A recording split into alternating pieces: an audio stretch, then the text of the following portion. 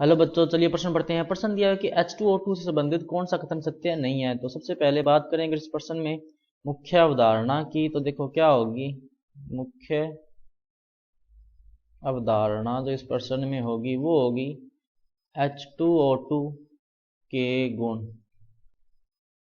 तो देखो H2O2 का प्रयोग जो होता है, H2O2 का प्रयोग तेलीय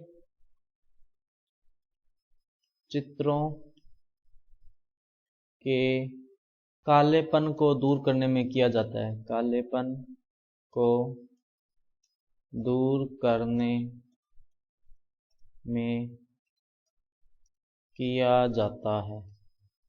इसके अलावा बात करें तो H2O2 जो है वो कुछ इस तरह से वियोजित होता है H2O प्लस O2 में। तो यहाँ पर ऑक्सीकरण अंक क्या है, ऑक्सीजन का -1, यहाँ पर क्या हो गया -2, यहाँ पर क्या हो गया 0। तो ये -1 से -2 में भी जा रहा है और -1 से 0 में भी जा रहा है। इसका मतलब क्या हुआ कि ऑक्सीकारक और अपचायक दोनों हो सकते हैं, कि ऑक्सीकारक व अपचायक दोनों गुण होते हैं इसमें। इसके अलावा अगर अपने बात करें तो इसकी जो संरचना होती है कि H2O2 की संरचना, O2 की संरचना जो होती है वो विषमतलीय होती है, विषमतलीय होती है। क्या होती है, विषमतलीय। इसके अलावा देखो H2O2 की अगर अपने संरचना की बात करें तो कुछ इस तरह से होती है कि ये एक ऑक्सीजन और ये इस तरह से दूसरा ऑक्सीजन, और ये एक हाइड्रोजन यहाँ पे जुड़ गया और एक हाइड्रोजन यहाँ पे जुड़ गया। तो इस तरह से ये जो है वो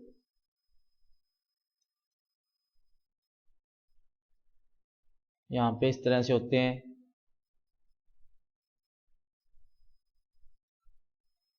ये इस तरह से तल होते हैं। इनके बीच में कौन होता है और एक इनके बीच में कौन होता है, देखो कितने होते हैं। जब ये गैसीय अवस्था में होते हैं, गैसीय अवस्था में, तब देखो कोण कितने कितने होते हैं। ये कोण जो होता है ये होता है 111.5 डिग्री, और ये वाला जो कोण होता है ये होता है लगभग 94.8। क्या होता है 94.8।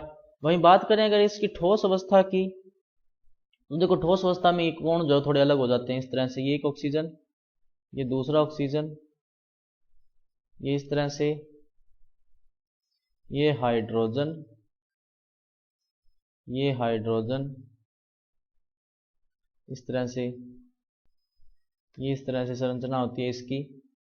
ये तल बन रहे हैं असल में कि हाइड्रोजन जो होते हैं वो एक तल में नहीं होते, ये अलग अलग तलों में होते हैं। तो यहाँ पे जो ठोस अवस्था में संरचना बनती है इसमें देखो कोण कितना होता है इनका। जो ये बड़ा कोण है ये होता है 90.2, 90.2, और ये वाला जो कोण होता है ये होता है 101.9। तो देखो दोनों हाइड्रोक्सिल समूह समान तल में होते हैं, ये कथन क्या है, गलत है। और इसकी संरचना ठोस और द्रव अवस्था में समान रहती है, ये कथन भी क्या है, गलत है। लेकिन ये दोनों क्या है, सही है। तो इसने पूछा था कि सत्य कौन सा नहीं है, तो कौन सा सत्य नहीं है, सी और डी। तो बच्चों ये था आपका उत्तर। मैं आशा करता हूं आपको समझ में आया होगा। धन्यवाद।